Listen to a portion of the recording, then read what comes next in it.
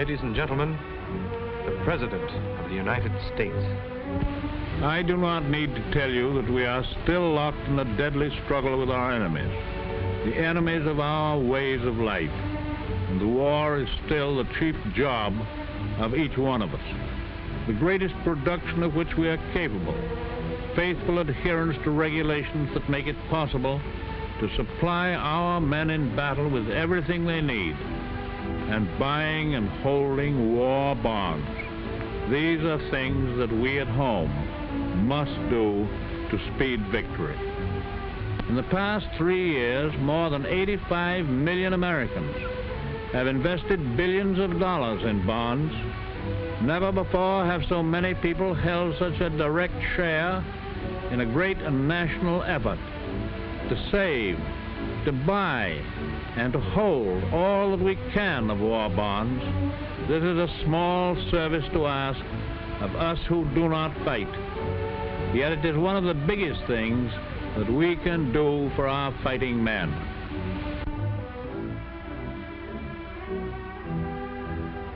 It is one of the biggest things that we can do for our fighting men.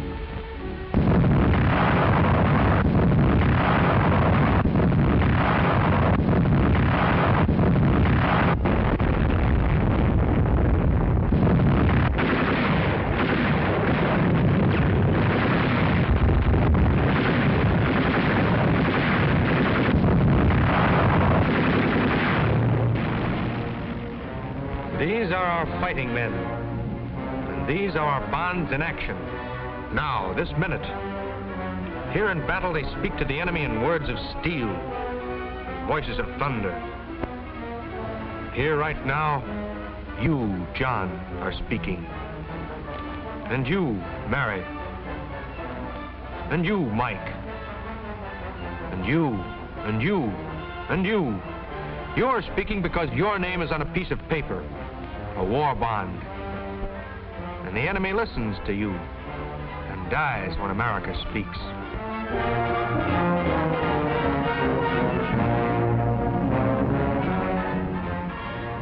But battle isn't all noise. There's also silence. The deep silence of men suffering. Here the words you speak fall soft and reassuring. Here your bonds say relief from pain. They say hope, health, sanity. They reinforce the skilled fingers of surgery, shelter injury and illness, give back life itself to men who face losing it because it's their job. The power of life and death. Death to the enemy and life to our fighting men. That's a tremendous, a vital power, and you hold it in war bonds. You hold another power, too. Your war bond has two sides. One side fights the war. The other side wins the peace. Your own personal peace. As Mr. Philip Murray, president of the CIO, says, the great payroll savings plan, now numbering some 27 million workers, was introduced as a wartime measure to help finance the war and combat inflation. Few of us realized when it was introduced 3 years ago that it was also a powerful instrument for winning the peace.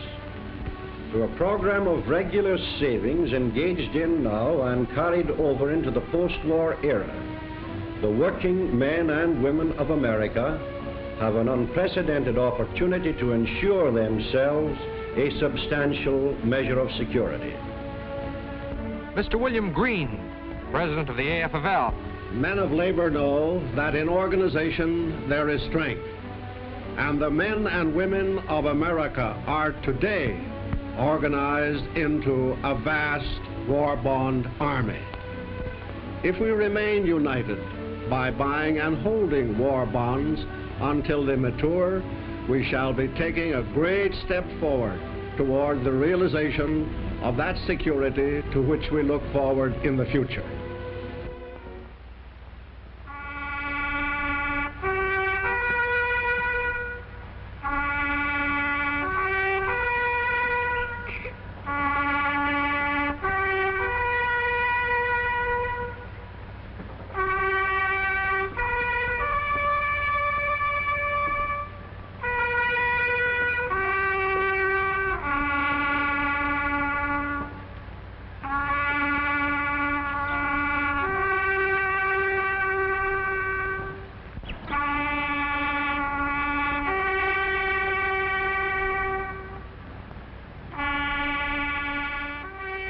These, too, are our fighting men.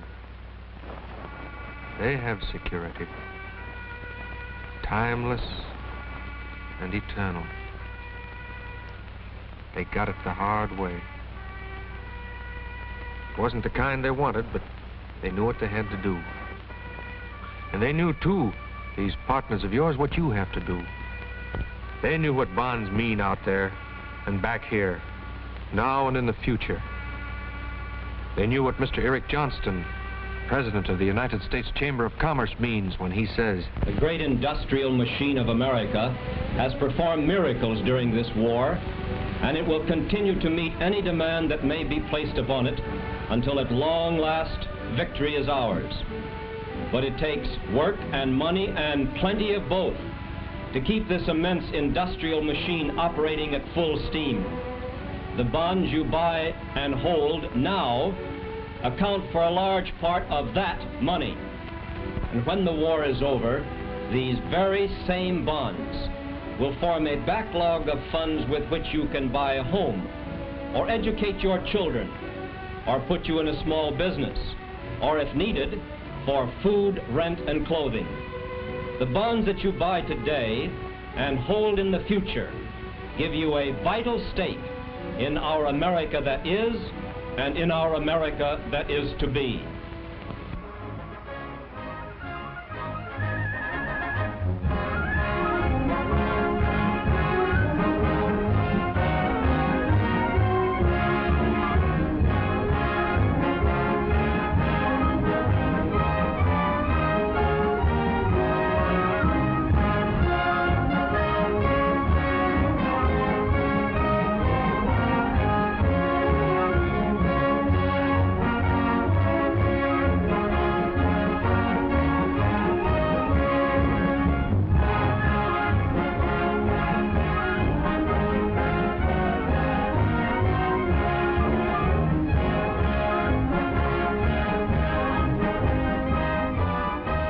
the America to be, where will you stand in it? Here's how some other Americans stand. When the war is over, I'm going to open up a beauty parlor. My boy is going to go to a good American college. We're buying and holding our war bonds for a little home in the suburbs. I saw what happened after the last war. I keep on buying my bond, $75, and I get $100 after 10 years for them. Me and my husband buying a war bond when my son come back from the war, and I buying a home out the country. I got a brother over there. When he comes home, we're going to open up a filling station. If that doesn't work, we're going to open up some other business. I have a boy in this war, and I'm saving my bonds for his education when he gets back. The main thing is to help our boys. That's why I'm buying war bonds. I buy bonds every month and keep them so as I can pay for a college education after the war. I buy bonds every payday, and I hold all that I've bought. When this scrap is over, I'm going into retirement and do lots of fishing. I have been buying bonds since the beginning of the war, and will continue to buy and keep them until after the war, so as to have enough money to start into a business of my own. And now, the Secretary of the Treasury, Mr. Morgantheau. I think all of us have a better idea now what war bonds mean to the winning of the war and to our security in the future. But there are a few other things that you should know about your war bonds. The war bonds you buy, E-bonds, were especially designed for your protection. They're an obligation of the government and are guaranteed by the full faith and credit of the government in the same way as a dollar bill in your pocket, but with special privileges. Here are some of the special privileges you get with E-bonds. Each E-bond is owned individually in your name. It's yours. It's worthless to anyone else. If it's lost or stolen, you can get another one. You can name someone in the family to own it with you, a co-owner which means that you both own the bond like a joint savings account. You can name someone as beneficiary the way you do on your life insurance policy. This means that if you die, whoever you name beneficiary will get the money. After 60 days, the E-bond is always redeemable in cash, and after 1 year, it is worth more than you put into it. The longer you hold the bond, the more it increases in value. For example, when you pay $75 for a $100 bond, this is what happens. The second year, it's worth $76.50. The fourth year, it's worth $80. The sixth year, it's worth $84. The eighth year, it's worth $92. At the end of 10 years, $100. As Secretary of the Treasury, I can assure you that the government will stand back of this bond and fulfill every provision of it. It'll be paid precisely and exactly according to terms under which it was issued.